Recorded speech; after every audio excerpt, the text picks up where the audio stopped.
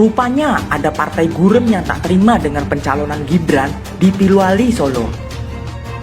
Seperti meludahi diri sendiri, Demokrat tak terima dan menuduh keluarga Jokowi melakukan dinasti politik. Ini sama saja mengolok SBY dan menampar muka AHY yang masih ingusan.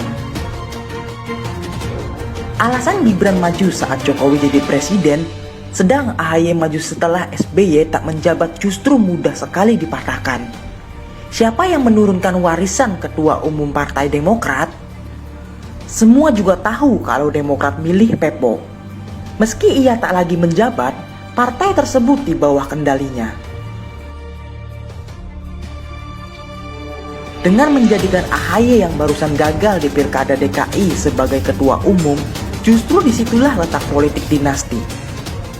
Indonesia memang bukan negara kerajaan, tapi bagi-bagi kursi politik ke keluarga juga bisa dikategorikan dinasti politik. Demokrat sudah mencontohkan dinasti politik yang sebelumnya kerap dilakukan semasa Orde Baru. Tuduhan Gibran menjalankan dinasti politik jelas salah sasaran. Kalau mau, Jokowi tinggal tunjuk dia sebagai salah satu menterinya atau jabatan strategis di BUMN ternama, bukan maju di pilkada di mana penentuan suara lewat suara rakyat.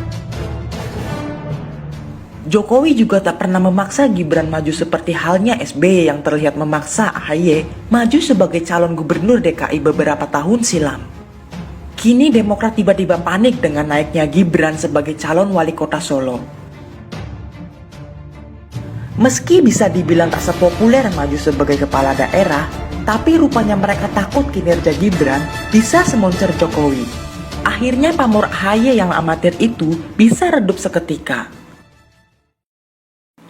Hal ini bisa diketahui dari balasan Twitter anak buah SBY pada Teddy Kusnaidi yang mendukung majunya Gibran. Berikut cuitan Teddy. Dinasti politik itu seperti kerajaan Inggris, turun-temurun memiliki kekuasaan tanpa pemilihan. Charles bisa jadi pangeran Inggris tanpa pemilihan. Gibran tidak akan bisa menjadi kepala daerah jika dia tidak mengikuti pemilihan dan tidak dipilih rakyat. Tulis @Teddy Kusnaidi di laman akun Twitternya. Berikut balasan anak buah SBY yang nyinyir dengan dukungan pada Gibran. Narasi dari pendukung Jokowi, pemilihan katanya bagus, logikanya yang relatif benar, namun sayang double standar karena hanya berlaku bagi anak dan keluarga Presiden Jokowi dan tidak berlaku bagi anak SBY. Padahal perbedaan mendasar adalah anak SBY maju pilkada saat SBY tak lagi berkuasa. Tentu kita hargai hak Gibran sebagai kepala calon daerah. Secara legal, ini dibenarkan. Namun ini terkait juga dengan etika karena ayahnya jabat presiden. Ini yang masih disput, wajar yang berpendapat akan terjadi konflik interest.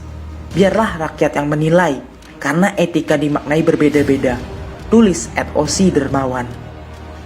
Berbicara mengenai etika, meski AHY tak mendapat apa-apa ketika SBY menjabat, bagaimana dengan keluarga yang lain? Bukannya ada besan SBY yang kecipratan menjadi deputi gubernur Bank BI, ada lagi besannya yang menjadi Menseknek, lalu Menteri Perhubungan di eranya. Di mana etika SBY saat itu? Bahkan ketika Ketua KPK menjadikan besannya tersangka, SBY turun langsung mengkriminalisasikannya. Hal itu terungkap langsung dari pengakuan Antasari Ashar yang akhirnya bebas setelah mendapat gerasi di era Jokowi. Belum lagi ada adik AHY yang beberapa kali disebut dalam kasus Hambalang tapi terkesan ditutupi. Dengan semua fakta tersebut, bisa-bisa SBY disebut mantan presiden paling tak beretika setelah Soeharto.